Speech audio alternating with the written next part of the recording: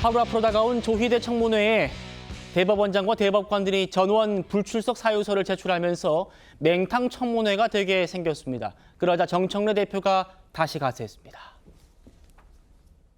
우리 국민은 잘못하면 대통령도 쫓아냅니다. 이승만, 박근혜, 윤석열 전 대통령도 쫓아내고 탄핵했습니다. 전두환, 노태우, 이명박 전 대통령도 감옥에 보냈습니다. 조희대 대법원장이 뭐라고 진실을 밝히기 위한 국회 청문회를 거부합니까? 국회 청문회에 출석하십시오. 민주당이 내일 이른바 조희대 청문회를 강행할 예정입니다. 그런데 정작 핵심적인 증인들은 대부분 다 불참을 통보해 왔습니다.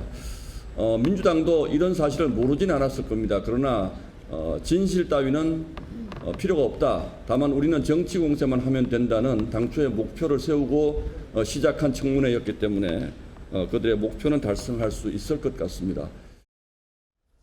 대법원장이 전직 대통령들 다 감옥에 갔다. 누구든 잘못하면 조사받고 처벌받아야 한다. 이렇게 엄포를 놨는데 최 의원님.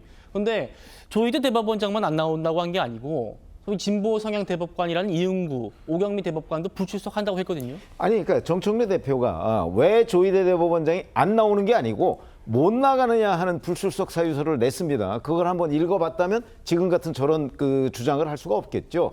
그거는 헌법뿐만 아니고 뭐 법원조직법이나 이런 몇 조 다 조항까지 들어서요. 거기에서 결국은 사법부의 독립 그리고 판사는 판결로 말한다 이런 게 있습니다. 예. 근데 판결 외에 그 판결이 어떻게 이루어졌는가를 국회에 나와서 지금 설명을 하라는 거 아니겠어요? 그게 사법부 독립 침해죠. 그래서 못 나가는 것이지 안 나가는 게 아닙니다. 그러니까 그 불출석 사유서를 잘 읽어보고 왜 헌법에 반하는 요구를 조희대 대법원장한테 했는가 하는 부분에 대한 반성부터 해야 할 것입니다. 예, 우리 최 의원님 말씀하신 불출석 이유서 이겁니다. 사법의 독립을 보장한 헌법을 사유로 들었습니다. 민주당은 지난 5월에 낸 것과 토시 하나 똑같다면서 강력 반발하고 있습니다. 만나보시죠. 조희대 대법원장은 지난 5월 청문회 불출석에 이어 또다시 9월 30일 청문회에도 불출석 의견서를 제출했습니다. 더욱 충격적인 사실은 이번에 제출한 불출석 의견서가 지난 5월 의견서와 토시 하나 다르지 않은 복사 붙여넣기 문서라는 것입니다. 국회 관행뿐 아니라 국회 품격 모든 것을 추미애 위원장이 한순간에 다 무너뜨렸습니다.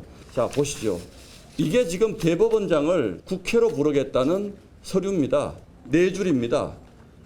허접하기 짝이 없는 내일 청문회는 형식적 요건도 갖추지 못했습니다. 이번 청문회에 발단이 된 조희대 한덕수 사인회동설이라는 가짜뉴스를 퍼뜨린 의원들 그리고 이재명 대통령 구명에 앞장서서 배지를 단 민주당 의원들이 포진해 있는 자리에서 과연 사법부를 압박하는 청문회를 한다는 것이 적절한 것인가. 왜 불출석 이유 복붙했느냐 지금 이렇게 민주당에서는 얘기를 하는데 국민의힘에서는 아니 민주당도 딸랑 4줄짜리 사유로 청문회 의결하지 않았느냐 이렇게 얘기하는 것 같습니다. 아니 조희대 대법원장이 그러면은 더 이상 무슨 말을 할 수 있겠습니까? 대법원, 사법부의 수장을 이런 식으로 정치권에서 탄압하듯이 청문회에 불러서 망신을 주겠다. 이것은 우리 헌법이 보장하고 있는 사법부의 독립, 재판의 독립을 방해하는 것이고 마음에 들지 않는 판결을 내렸다는 이유로 법관을 탄핵하거나 이게 청문회를 할 수 있다라면 사실은 조희대 대법원장의 출석 자체가 우리나라의 모든 법관들에게 엄청난 공포감을 줄 겁니다.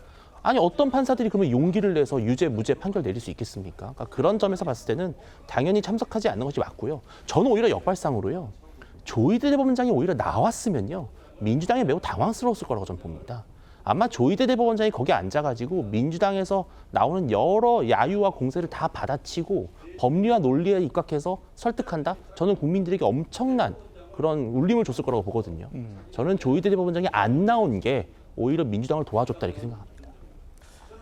민주당은 조희대 없는 청문회 어떻게 할지 이걸 고민이랍니다. 그런데 추미애 법사위원장은 강행하겠다는 뜻을 확고하게 밝히고 있습니다. 오늘까지 의견서만 제출하신 대법원장 이하 증인들께서는 사실은 청문회 자체를 인정할 수 없다. 많은 시기죠. 그러나 국회법에 따라서 당연히 청문회 출석 의무는 여전히 있습니다. 그 점을 다시 한번 촉구합니다. 조인상 부위원장님. 앞서 봤지만 지금 국가전산망 마비가 돼가지고 재난 수준의 버금가는 우리 국민들 고통받고 있는데 내일 이 조의대 없는 조의대 청문회 꼭 해야 되느냐 이런 민주당 내부의 목소리도 있다면서요. 어떻게 보십니까? 물론 그 조희대 대법원장과 각 증인들이 출석을 해서 의견을 밝혔으면 참 좋았겠죠. 앞서 지금 민주당에서는 오히려 출석을 하면 당황하지 않았겠다고 말씀을 하셨는데 저는 그렇지 않다고 보고요. 관련해서 많은 국민들의 의혹을 가지고 궁금한 부분이 분명히 있습니다. 그 부분을 밝혀내는 것이 어떻게 보면 국회의원들의 의무라고 할 수가 있겠고요.